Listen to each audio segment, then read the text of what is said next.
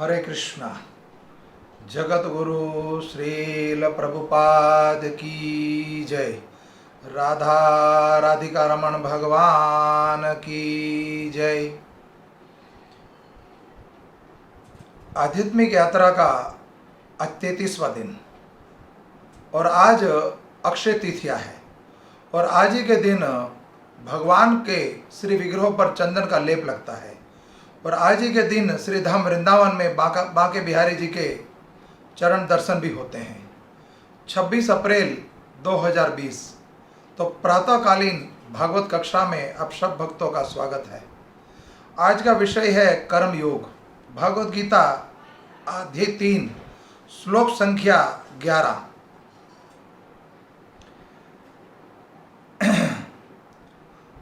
देवान भावयन्त यन्तेनानेना ते देवा भावयन्तु वः परस्परं भावयस्सन्तः श्रेय परम वा पश्यथ। देवानन भावयन्तनेना ते देवा भावयन्तु वः परस्परं भावयन्तः श्रेय परमा पश्यथ।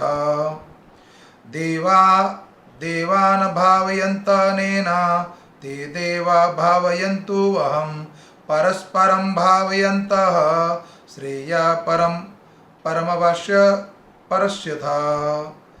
तात्पर्य और अनुवाद जगत गुरु श्रील प्रभुपाद के द्वारा। जगत गुरु श्रील प्रभुपाद की जय। शब्दार्थ। देवान देवताओं को, भावयंता प्रश्न करके, अनेना इस यज्ञ से, ते वे, देवा देवता, भावयंतो प्रश्न करेंगे, वह तुमको, परस्परम आपस में, भावयंता एक दूसरे को प्रश्न करते हुए, श्रेय वर मंगल, परमा परम, अवापश्यथा तुम प्राप्त करोगे। तात्पर्य और अनुवाद प्रभुपाद के, जगत गुरु श्री प्रभुपाद के द्वारा। यज्ञों के द्वार प्रश्न होकर देवता तुम्हें भी प्रश्न करेंगे और इस तरह मनुष्य तथा देवताओं के मध्य संयोग से सबों को संपन्नता प्राप्त होगी। त्रुटि रह जाती है तो क्षमा चाहता हूँ। तात्पर्य। देवतागण सांसारिक कार्यों के लिए अति अधिकार प्राप्त प्रशासक है।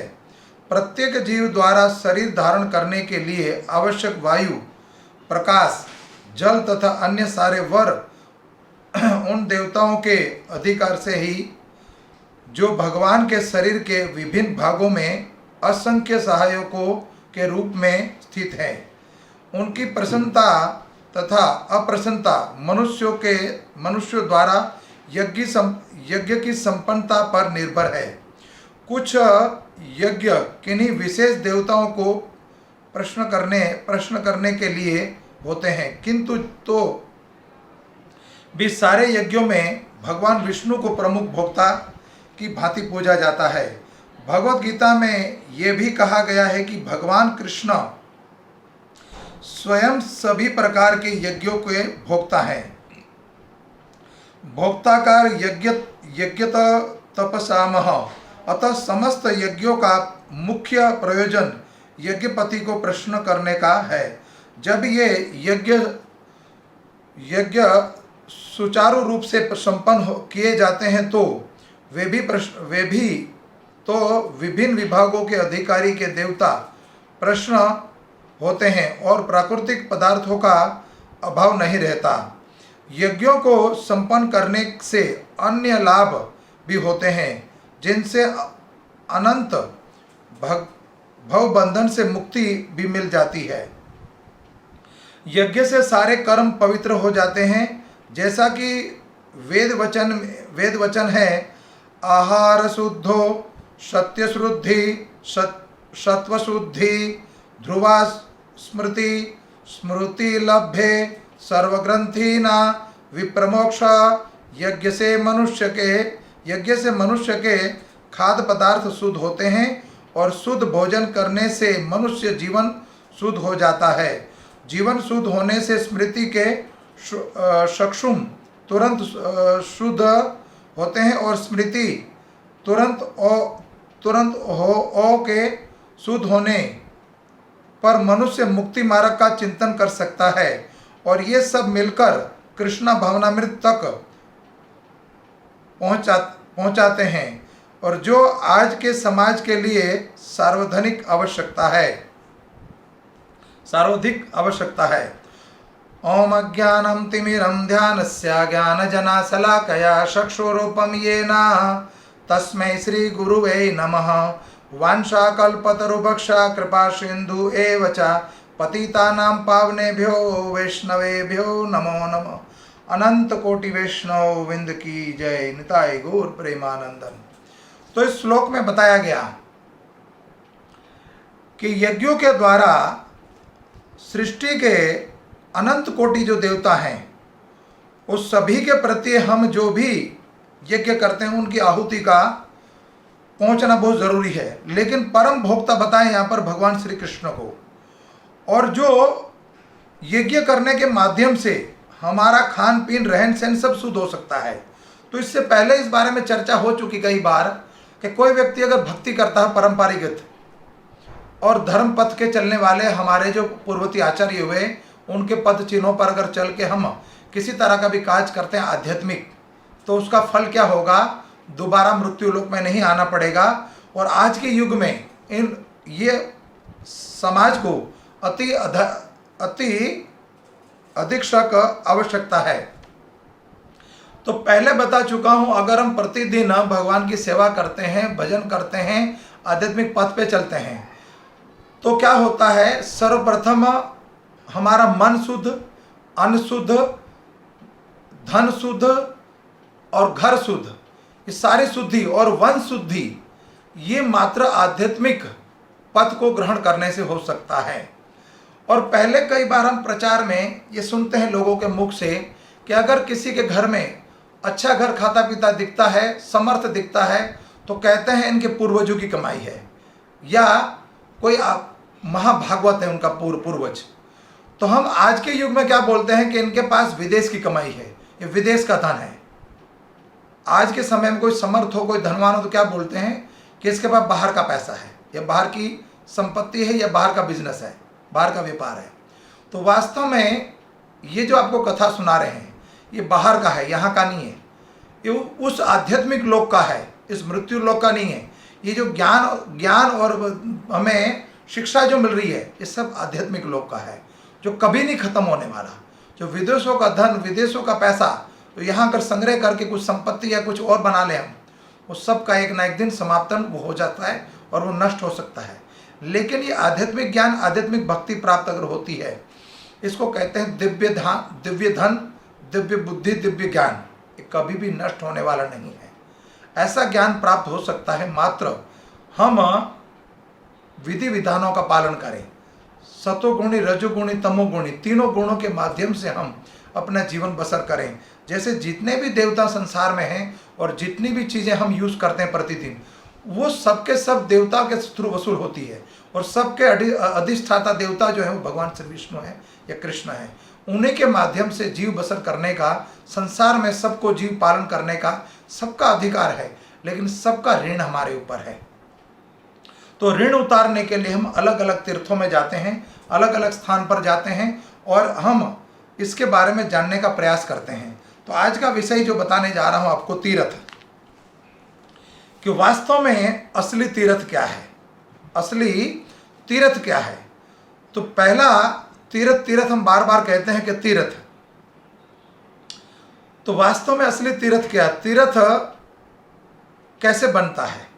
किसी तीर्थ पे, किसी धाम में हम जाते हैं तो तीर्थ का अवतरण हुआ और तीर्थ वहाँ स्थापित हो गया और पूरे संसार के लोग वहाँ जाते हैं। जैसे हरिद्वार, वृंदावन, जगन्नाथपुरी, संसार में 4 धाम यात्रा, जैसे बद्रीनाथ, केदारनाथ, द्वारिका, रामेश्वर, पुरी, जितने भी धाम हैं उस धाम को हम तीर्थ बोलते हैं। तो तीर्थ प्रकट कैसे हुआ, तो तीर्थ प्रकट हुआ जब कोई महाभागवत की कृपा हो जाए, कोई महाभागवत को विरला पुरुष, तो कैसा पुरुष हो जो स्थान को आज पूजनीय बना चुका है। जैसे वर्णन है भगवान श्री राम का स्वरूप, भगवान राम प्रकट हुए कहाँ पर? अयोध्या में। तो भगवान राम का हम उनका चरित्र, उनका व्यवहार, उनका आचरण देखें, उनके आचरण, उनके व्यवहार से मर्यादा पुरुषोत्तम राम जो मनुष्य अवतार में प्रकट होकर वो मर्यादा दिखाई, वो मर्यादा सिखाई हमें। इसलिए आज हम अयोध्या को पूजते हैं। अयोध्या का अर्थ हुआ ना युद्ध ना योद्धा, अयोध्या। वहाँ कभी भी 4 भाई थे, इतना बड़ा माँ ने वर मांग लिया उनके पति से कि 14 वर्ष का वनवास और भरत को राज्याभिषेक, अयोध्या का राज्य। इतना बड़ा षड्यंत्र रचा गया था अयोध्या के अंदर, फिर भी भाइयों के बीच में झगड़ा नहीं हुआ। तो वहाँ वो चरित्र और वो वहाँ का व्यवहार भगवान श्री राम का, मर्यादा पुरुषोत्तम राम ने, भगवान श्री राम ने बताया कि मनुष्य जीवन अगर मैं आए मृत्यु लोक में तो कैसे जीवन बसर करना है और कैसे रहना, वह मर्यादा सिखाएगी, सहनशीलता सिखाई है। इसीलिए आज हम अयोध्या को पूजते हैं, भगवान के मर्यादा और भगवान के चरित्र को पूजा जाता है। तो पहला धाम ये। उसके बाद तीर्थ जिसको बोलते हैं, पहला तीर्थ तो अयोध्या हुआ। फिर आता है वृंदावन। तो वृंदावन को खोजा किसने, और वृंदावन को आज हम पूज रहे हैं, उन स्थलियों को ढूंढ रहे हैं, तो किसके कारण? ये आज्ञा हुई भगवान श्री कृष्ण चैतन्य महाप्रभु की। किसको? छठ गोस्वामी को। छठ गोस्वामी वहाँ आए और वृंदावन लुप्त हो चुका था। तो वृंदावन जो तीर्थ है, जो धाम है, वो लुप्त हो चुका था। उसको ढूंढने के लिए महाप्रभु ने आज्ञा दी छठ गोस्वामी को। तो छठ गोस्वामी में छठ कौन कौन है? सनातन गोस्वामी, रूप गोस्वामी, जीव गोस्वामी, रघुनाथ दास गोस्वामी, रघुनाथ भट्ट गोस्वामी और गोपाल भट्ट गोस्वामी। तो वृंदावन की प्रागट्य कर दिया। वृंदावन लुप्त हो चुका था, वृंदावन को इन छठ गोस्वामियों की कृपा से वो धाम हुआ। कोई महाभागवत जाता है तब कोई तीर्थ बनता है। फिर सुदामापुरी, सुदामा जी के द्वारा, तुकाराम जी, नामदेव जी और पुंडरिक, इन संतों के महापुरुष के माध्यम से पंढरपुर। फिर मीराबाई मेड़ता, राजा परीक्षित शुक्ताल, सप्तऋषि घाट। तो सप्तऋषि घाट हरिद्वार में है, तो वहाँ सप्तऋषिगण, उनकी कृपा से आज उस स्थानों को हम पहचान रहे हैं। जैसे सुदामापुरी बताया, फिर पंढरपुर बताया, मेड़ता को बताया, सुक्ताल को बताया, हरिद्वार को बताया। ऐसे अनंत कोटि धाम है संसार में, अनंत कोटि तीर्थ है। लेकिन बने कैसे? तो इन महाभागवतों के संग से और उनके कृपा से। संसार में सबसे बड़ा तीर्थ कौन सा है? संसार में सबसे बड़ा तीर्थ कौन सा है?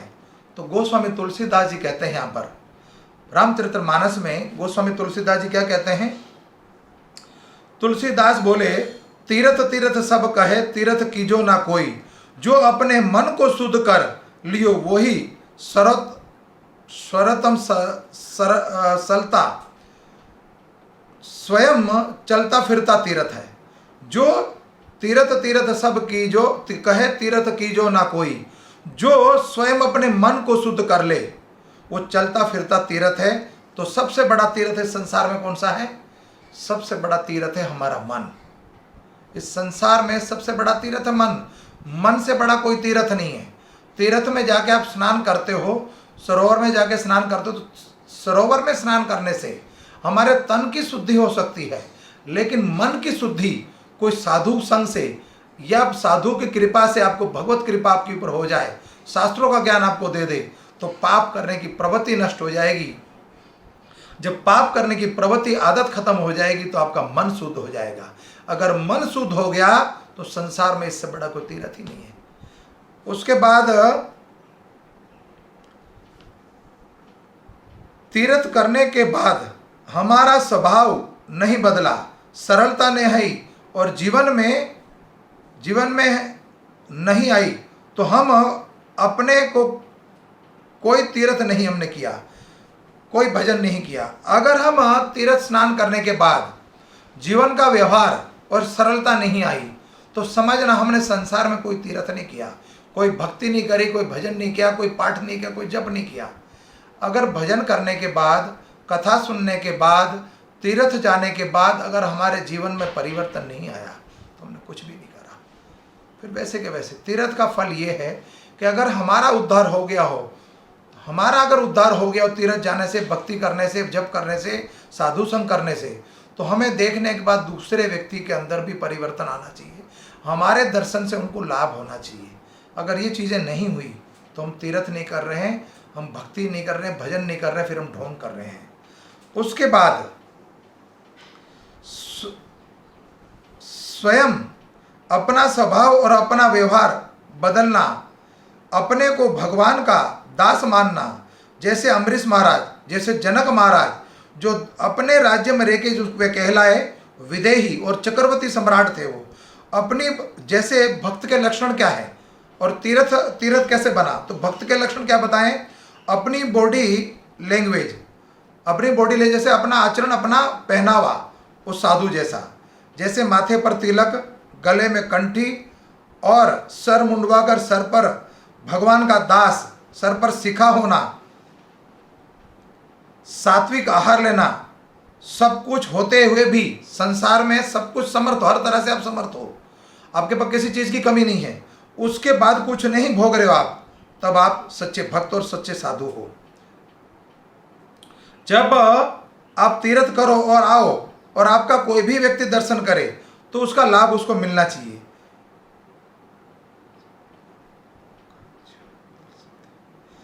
अपना पहले अर्थ ये हुआ, अगर हमारा उद्धार हो गया हो तो पहले करें हम अपना सत्कार, फिर करें परोपकार।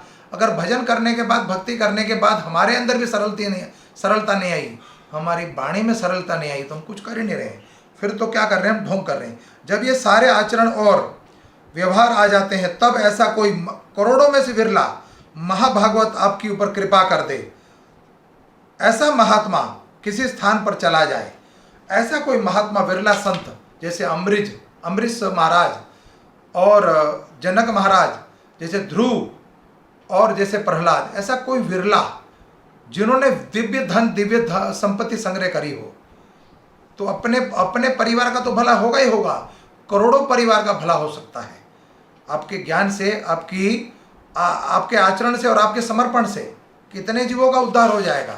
तो आगे बताते हैं इसमें अभी, और हम अपने घर को, समाज को और अपने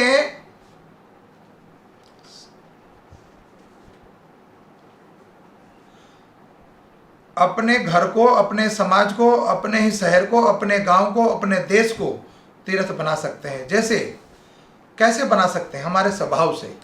जैसे किसने बनाया, जगत गुरु श्रील प्रभुपाद ने करके दिखा दिया, देश विदेश गांव गांव जाकर उस स्थान को तीर्थ बना दिया। ऐसा महाभागवत कोई विरला ही होता है।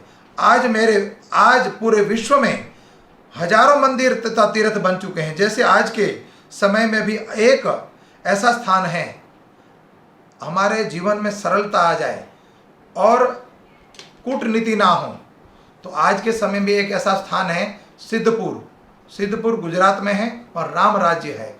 वहाँ घरों में कोई ताला नहीं लगाता, आज के समय दुकानों पे ताले नहीं लगते, बिल्कुल राम राज्य, ऐसा लगता है जैसे सतयुग हो। तो कोई विरला संत जिसका संग हो तब हो सकता है।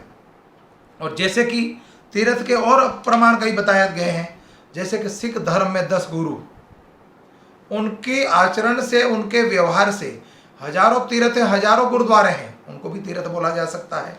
तो तीर्थ बने कैसे, जैसे अपने आप को बदलना।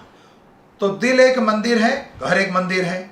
अपने घर को मंदिर बनाना, जैसे मंदिर को सबसे अच्छा स्थान देना। आप लोग घर लेते हो तो घर में क्या करते हैं हम, अच्छे स्थान, सबसे जो सुप्रीम जगह हो, सबसे प्राइम लोकेशन हो, उस स्थान पर भगवान का मंदिर बनाना चाहिए। जो सबसे प्राइम लोकेशन हो वह मंदिर, पूजा घर बनाना चाहिए। और आपके प्रियतम का द्वार हो, जो भगवान का, जो आप जहाँ अपने मन की बात करनी है, प्रतिदिन अपने हृदय की बात करनी है, तो स्थान कैसा होना चाहिए, शुद्ध और बिल्कुल सात्विक जगह पे हो, और जो सबसे प्यारी जगह हो आपके घर के अंदर वो हो। हम अक्सर लोग क्या करते हैं, मंदिर को कहाँ बना देते हैं, जीने के नीचे, रसोई घर में सबसे छोटी जगह ढूंढते हैं जहाँ पर जगह कम घिरे। नहीं, सबसे अच्छे जगह पे भगवान का मंदिर होना चाहिए। वहाँ पर वैदिक शास्त्र रखे जाएं, अर्चा विग्रहों की स्थापना हो या चित्रपट हो, लेकिन वहाँ आपका मन लगे तो सबसे सुंदर और साफ जगह हो। फिर घर के अंदर अगर मंदिर बन गया तो नियम से पूजा पाठ, जप, ध्यान, चिंतन करना, प्रतिदिन भगवान को टाइम अनुसार भोग लगाना, प्रतिदिन भगवान की सेवा करना और भगवान को घर में स्थापित करने के बाद भगवान को घर का एक सदस्य मानना, आते जाते भगवान को बोलकर जाना, कहीं भी आओ जाओ तो भगवान की हाजिरी, भगवान को आज्ञा लेकर जाओ और वापस आओ तो भगवान के पास हाजिरी लगाओ। मेरे घर में समस्त साक्षात भगवान हैं, हम ये रियलाइज करें। अक्सर हमें देखते हैं कि भगवान का मंदिर होने के बावजूद भी हम भगवान को भगवान नहीं मानते।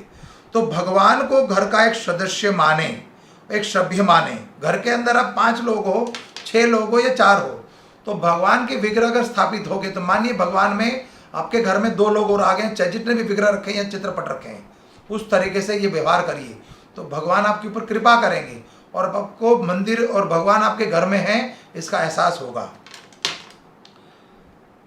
एक स्थान पर अगर कोई व्यक्ति घर में मंदिर बना दिया है, प्रतिदिन एक स्थान पर अगर जप करे जाए, पूजा करी जाए लगातार, अगर कोई 12 वर्ष तक भजन करता है, भक्ति करता है, एक स्थान पर प्रतिदिन एक स्थान पर पूजा पाठ करता, भक्ति करता, ध्यान करता है, तो वो क्या एक युग माने 12 वर्ष तक एक युग बीत जाएगा, फिर वो साक्षात तीर्थ बन जाएगा। असली साधु क्या है, असली संत क्या है? वो चलता फिरता संत है। जैसे प्रभुपाद जी, छठ गोस्वामी, फिर गोस्वामी तुलसीदास जी, व्यासदेव जी, नारद मुनि, सुदामा जी, नरसिंह मेहता, चलते फिरते तीर्थ हैं। नारद मुनि के बारे में हम लोग की मिथ्या ऐसी कुछ शंका है, मिथ्या बुद्धि, और आजकल के टीवी सीरियल और फिल्म में अंदर दिखाया जाता है कि जहाँ भी नारद जी जाते हैं वहाँ कलह होता है और वो कलह उत्पन्न करते हैं। वास्तव में संसार के सबसे बड़े महात्मा है वो। रामायण के वक्ता जो है वाल्मीकि ऋषि, उनके गुरु भी नारद मुनि हैं। भागवतम के वक्ता व्यासदेव जी, उनके गुरु भी नारद मुनि हैं। भक्त प्रहलाद, ध्रुव महाराज, इन सबके गुरु नारद मुनि हैं। तो ये नारद मुनि ही इस संसार में सबसे बड़ा महाभागवत है। 12 महाजन में उनका भी नाम है। तो नारद मुनि के बारे में ऐसा बोलना, सोचना और समझना ये बहुत बड़ा अपराध लगता है, बहुत बड़ा द्वेष लगता है। तो हम कोई भी बात सोचने शास्त्रों के आधारित बोलनी चाहिए। ऐसा महाभागवत विरला होता है, करोड़ों में से कोई विरला, तो करोड़ों में से विरला है वो। कभी भी किसी भी स्थान पर बिना परमिशन के जितने भी दिव्य लोग हैं, यहाँ तक कि बैकुंठ गोलोक तक भी जा सकते हैं वो। हमें तो कई युगों युगों तक तपस्या करनी पड़ेगी और कई साधु का संग होगा, भगवान की कृपा होगी तो जा पाएंगे धाम में। वो प्रतिदिन बिना अपॉइंटमेंट, बिना पासपोर्ट, किसी भी स्थान पर कहीं भी और कभी भी जा सकते हैं। वो मृत्यु लोग भी आ सकते हैं और भगवान के धाम में भी जा सकते हैं, देवलोक भी जा सकते हैं, ब्रह्मलोक, शिवलोक, अयोध्या लोक, कहीं भी किसी समय बैकुंठ कहीं भी जा सकते हैं। तो वो तो ऐसा कोई व्यक्ति जिसके पास सब तरह की विजिट हो, सब तरह की अपॉइंटमेंट हो, तो कोई विरला ही होगा ना। तो सबसे बड़े जो संत महात्मा हैं वो हैं नारद मुनि। अब अपने घर में हर एक व्यक्ति को भगवान का अंश मानना। हमारे अंदर ये भक्ति करने के बाद, तीर्थ करने के बाद क्या क्या गुण आने चाहिए? अपने घर के हर एक व्यक्ति को भक्त मानना, भगवान का दास मानना। अपनी दृष्टि बदले हम। जब तक हमारी दृष्टि नहीं बदलेगी तो सृष्टि नहीं बदलेगी। सृष्टि के लोग तो वैसे ही हैं, लेकिन हमारी दृष्टि बदल जाए और तब सृष्टि बदलेगी। तब क्या होगा? जित देखूं चाहूं और भगवान के भक्त दिखे, भगवान का धाम दिखे। हम अपने घर में, अपने घर के हर एक स्थान को, हर एक रूम को नाम दे सकते हैं। जैसे हम अपने घर को बोलते हैं 1 बेडरूम, 2 बेडरूम या 4, जितने बेडरूम है, drawing room, dining room, lobby, बेड़ा, स्टोर रूम, अलग तरह के कई नाम देते हैं अपने घर को हम, जैसा जितना समर्थ है। तो अब घर को तीर्थ क्यों नहीं बना देते? और तीर्थ बन गया तो कैसे हो सकता है? किसी घर को, किसी बेडरूम को, किसी रूम को क्या क्या नाम दिया जाए? जहां पर प्रतिदिन सब लोग एक साथ बैठकर भजन करो, उसको तो बोल दो श्रीधाम वृंदावन, गौलोक धाम श्रीधाम वृंदावन।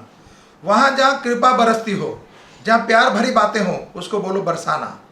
और जहां भगवान की अति कृपा हो, उसको बोल दिया जाए, उस रूम को बोल दिया जाए गोवर्धन। और जहां कभी युद्ध ना हो, झगड़े ना हो, उसको बोल दिया जाए अयोध्या। भोजन ग्रहण करने का जो स्थान है, जहाँ भोजन ग्रहण करते हो, डाइनिंग रूम को, वहां पर बोल दो अयोध्या। और जहाँ डाइनिंग रूम है उसको बोलो द्वारका। जहाँ हमेशा आनंद हो उसको बोलो नंदगांव। और जहाँ आपकी रसोई घर है वह स्वयं राधा रानी की रसोई घर हो।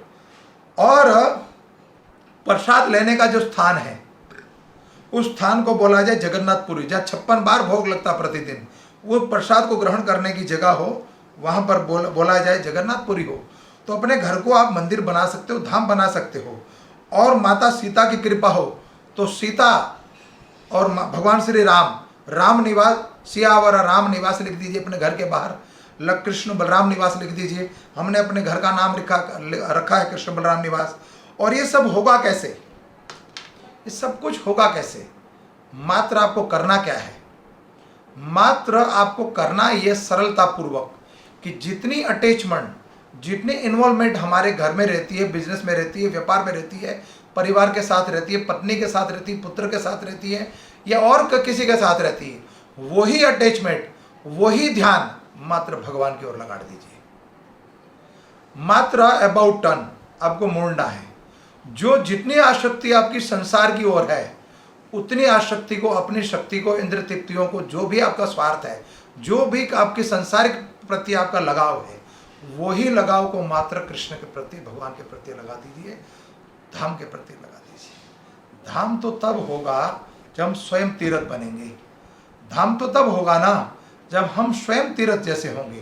तीर्थ में स्नान करने के बाद, तीर्थ कितने लोग मानते हैं कि हम तीर्थ गए? कई लोग तो मानते हैं कि हम हिल स्टेशन पर गए थे, सरोवर में स्नान करके आ गए, वहाँ का पानी बहुत ठंडा है, वहाँ की जगह बहुत शुद्ध है, वहाँ का वातावरण बड़ा शुद्ध है। लेकिन आपने लिया क्या वहाँ से? आपको लेना था वहाँ से आचरण लेना था कि वो तीर्थ जो है ऐसे तीर्थ बन जाए जो हमारा जीवन परिवर्तन कर दे। तो ऐसा कोई विरला संत हो, महाभागवत, जिसका संग करें और हमारा परिवर्तन हो जाए, जीवन जीने का ढंग बदल जाए। और कंजूस ना हो किसी तरह के। इसमें भी भजन करने में, भक्ति करने में समय का दान देना है। कई व्यक्ति कई तरह से कंजूस होते हैं। कई दान देने में कंजूस होते हैं, कई समय निकालने में बड़े कंजूस होते हैं, कई अपनी तरफ से तन सेवा या धन सेवा, दोनों में से किसी तरह की सेवा कर लो, कहते हैं हम करेंगे नहीं, बड़े कंजूस होते हैं। तो ऐसे एक छोटी कथा आपको बता देते हैं। कथा को विराम करने से पहले एक छोटी सी कथा है। एक गांव में एक बनिया रहता था। वो बनिया बड़ा कंजूस था और कंजूसी के कारण उस गांव वालों ने उसका नाम रख दिया दानचंद। क्या नाम रख दिया? दानचंद। दानचंद बड़ा लोभी था। एक दिन उनकी पत्नी ने दानचंद से कहा कि कई दिनों से स्नान नहीं करा, नहाया नहीं हो, तो क्या करेंगे? नहा के शरीर तो एक दिन मिट्टी में मिलना ही है, तो शरीर से दुर्गंध आ रही है, तो कम से कम कुछ नहीं तो तीर्थ ही कराओ, और तीर्थ में जाके स्नान कराओ, घाट पर जाके स्नान कराओ। और वो गंगा से 5-6 किलोमीटर दूरी पे रहते थे। तो दानचंद को पत्नी की आग्रह पर दानचंद चला गया हरिद्वार। अब दानचंद इतना कंजूस के पैदल गया। वो हरिद्वार गया तो पैदल गया, एक धैला खर्च ना हो। अब चलते चलते रास्ते में सोचा कि अगर मैं प्रतिदिन जो ब्रह्मकुंड घाट इत्यादि है, अगर वहाँ पर हर की पौड़ी जैसे स्थान पर अगर मैंने स्नान किया तो वहाँ तो कई पंडे रहते हैं, तो कुछ देना पड़ जाएगा। तो नाम ही दानचंद था तो देना पड़े, इसलिए वहाँ नहीं जाएंगे, किसी और स्थान पर जाके स्नान करते हैं। तो गया, किस स्थान पर गया? मुर्दा घाट पर गया, जहाँ शमशान घाट था और मुर्दों को जलाने के बाद जो लोग स्नान करते थे, मुर्दा घाट, वो मुर्दा घाट पर जाके दानचंद पहुंच गया और वहां जाके स्नान करा। तो जैसे ही दानचंद मुर्दा घाट पहुंचा और घाट में जाके डुबकी लगाई, तो भगवान भी बड़ी चतुर है कि बड़ा कंजूस है, आज इसकी परीक्षा ली जाए। तो भगवान एक पंडा बन के वहां उपस्थित हो गए और जैसे ही दानचंद ने डुबकी लगा के जैसे ही बाहर निकला, उसी समय एक पंडा देख गया वहां पर। कौन दिखा? एक पंडा। तो दानचंद बोला, ये घाट भी नहीं छोड़ा, बड़े लालची हो? कि नहीं महाराज, हम लालची कहाँ हैं, हम तो आप जैसा कोई विरला संत आता है तो धैर्यवान पंडित है, हम तो कोई आप जैसा विरला संत आ जाए तो हमारे सालों साल का राशन डाल के चला जाता है वो। तो हम तो शांतिपूर्वक रहते हैं, हमें किसी चीज़ की जिज्ञासा नहीं है। आप जैसा कोई विरला संत आ जाता है, कोई भक्त आ जाता है तो हमारे घर में सालों साल का राशन डलवाता है। सालों साल का, मैं एक दिन का नहीं डलवाऊंगा। कि महाराज ये घाट है, मुर्दा घाट, देना तो पड़ेगा, कुछ ना दीजिए तो धेला दे दीजिए। तो कहते हैं वो भी नगद मेरी जेब में है ही नहीं। कहता चलो उधार दे दो। तो दानचंद कहता दिया चलो। कितने? कहते एक धेला दिया, वो भी उधार दिया। दानचंद हरिद्वार से स्नान करके मुर्दागढ़ से फिर वापस अपने गांव गया। जैसे दानचंद घर पहुंचा, पीछे पीछे पंडा भी पहुंच गया। दानचंद घर में जाके अभी अपने बेड पर विश्रामी कर रहा था तो दरवाजा किसी ने खटखटाया। दरवाजा जब खटखटाया तो पत्नी से बोला कि देखो कौन आया दरवाजे पर, अतिथि देवो भव। तो जाकर देखा दानचंद की पत्नी ने तो एक ब्राह्मण। कहते हैं हमारे यजमान हैं। कि आप कौन? कहते हैं हरिद्वार से आया हूं मैं, तो यजमान ने हमें एक धेला दान में दिया है, वो धेला लेने आया हूं। तो पत्नी गई दोबारा रूम में दरवाजा लगाकर, क्या आप किसी पंडे को धेला देने के लिए बोल के आया क्या? हरिद्वार से आया कोई पंडा? कहता आ भी गया। कहता जाके, दानचंद कहता है जाके पत्नी को बोल दो कि यजमान बीमार हो गए हैं, चल के आए हैं इतनी दूर से, थकावट के कारण उनको बुखार आ गया, बीमार है वो, तो अभी बाहर नहीं आ सकते, तो कुछ दिन बाद आना। तो पत्नी ने जैसे उत्तर दिया तो पंडा बोला कि हमारे यजमान बीमार हो गए, तो ये कैसे छोड़ के जाए यजमान को, बीमार इस अवस्था में कैसे छोड़ के जाऊं? कोई बात नहीं, जब तक यजमान का स्वास्थ्य ठीक ना हो हम यहीं बैठे, हम कच्चा समिधा दे देना कुछ, उसी में से कच्चा हमें सीधा दे दो, हम पका के यहीं खा लेंगे, तो हम जाएंगे नहीं जब तक हमारा यजमान ठीक ना हो। पत्नी ने जाकर फिर बोला कि वो पंडा कहता है कि जब तक आपका स्वास्थ्य ठीक ना हो वो जाएगा नहीं यहाँ से। कि बड़ा धीट है। तो दानचंद ने बोला अपनी पत्नी को कि जाके बोल दो कि वो गुजर गए, मर गए। मर गए? कहता हाँ जाके बोल दो, झूठ ही बोल दो। पत्नी जाके बोली कि यजमान तो गुजर गए, मर गए, वो मर गए, तो अब क्या करें? कहता पूरे गांव में जाके खबर देनी होगी। तो तुम कहाँ इस अवस्था में जाओगे घर को छोड़कर? मैं ही पूरे गांव में न्योता दे देता हूं कि दानचंद की मृत्यु हो गई है। अब उस पंडे ने क्या करा, पूरे गांव में न्योता दे दिया कि दानचंद की मृत्यु हो गई। सब लोग एकत्रित हो गए। दानचंद मरा नहीं था। जैसे कोई मरे के बाद अपने घर में कोई आस पड़ोस की औरतें आती हैं, जो माताएं लोग आती हैं, फिर क्या करती हैं, घर की जो बहू है या जो घर की उनकी धर्म पत्नी थी या घर की जो महिला है, उनको शांत कराने में लगी रहती हैं। जब वो रोती हैं तो उनको शांत कराते, विधि का विधान है, रो मत, होने को कौन टाल सकता है, इस तरह की बातें सब महिलाएं माताएं लोग करने लगी। दानचंद की पत्नी जानती थी मरा नहीं जिंदा है, वो कहती है नहीं मरा नहीं, वो भी जिंदा है। कहता अक्सर लोग यही बोलते हैं, बहन धैर्य रखो, धैर्य रखो। और दानचंद को सब लोगों ने, गांव वालों ने मिलकर उठाकर बाहर काठी पर लिया है और वो खूब छाती पीट रही है कि नहीं मरा। लेकिन गांव वाले, गांव की महिला, गांव की माताएं कहती विधि के विधान को नहीं बदल सकते। और वो मर गया और उसको वास्तव में गांव वालों ने काठी पे बांध दिया, बंध गया, लेकिन फिर भी नहीं बोला। भगवान कहते हैं कैसा धीट है। तो काठी पे लेकर सब चले। कहता है कैसी परीक्षा हो रही है मेरी। भगवान भी साथ जा रहे हैं, पंडा साथ में जा रहे हैं। अब दाह संस्कार करने के लिए मरघट पर जाकर मृत्युशैया पर लेटा दिया और रस्सी बंधी हुई थी, अब दाग लगाने वाले थे। तब वो पंडा बोला कि मुझे 2 शब्द बोलने भक्त के कान में, दानचंद के कान में 2 शब्द बोलने हैं। तब दानचंद के साथी जो थे लेके गए थे, गांव वालों ने बोला ठीक है महाराज आप बोल दो जो आपकी अंतिम इच्छा है। तो दानचंद के कान में भगवान कहते हैं मैं बैकुंठ से आया हूँ, त्रिलोकी का नाथ। कहते कैसे पधारना हुआ? कहता आपको, आपके ऊपर कृपा करने के लिए, आप इतने अच्छे भक्त हो। तो दानचंद कहते हैं कि मुझे खोल दो। दानचंद जाग गया कि मरा नहीं मैं, मुझे खोल दो। तो दानचंद को खोल दिया। तो दानचंद ने देखा वही पंडा, जैसे खोला का उस मृत कांटी से, तो सामने वही पंडा। कहता तू तो पंडा है, तू तो वो बैंकुट से आया नहीं।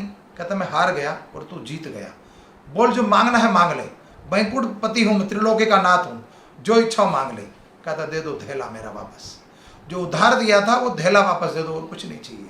तो इतना कंजूस भी नहीं होना चाहिए हमें कि भगवत प्राप्ति हो गई, इतना कंजूस हुआ, इतना कंजूस हुआ, अंत में क्या मांगना है वो भी नहीं पता। तो साधु संग होगा, भक्तों का संग होगा, तो अपना और अपने परिवार का और समाज का भी उद्धार हो सकता है। आप अपने घर को तीर्थ बना सकते हो, अपनी वाणी को मीठी वाणी बना सकते हो, अपने हृदय को तीर्थ बना सकते हो। जैसे चलता फिरता शरीर एक मंदिर है। ये शिखा यानी मंदिर की ध्वजा, गले में कंठी, माथे पे तिलक, ये तिलक की भगवान विष्णु का स्थान है, और ये तिलक जो तुलसी दल है। तो ऐसे अपनी बॉडी को, लैंग्वेज को बनाए कि आपको कोई देखे, आपके दर्शन करे, तो उनको पता लगे कृष्ण भक्त, राम भक्त आ रहा है। उसके मुख से एक बार भगवान का नाम निकलना, आपका वेश धारण करना सफल हो गया, आपका भक्ति करना सफल हो गया, आपको इस पथ पर आना सफल हो गया। हरे कृष्णा, धन्यवाद। पुनः फिर कल मिलेंगे, और इस वीडियो को लाइक करना ना भूले। हरे कृष्णा।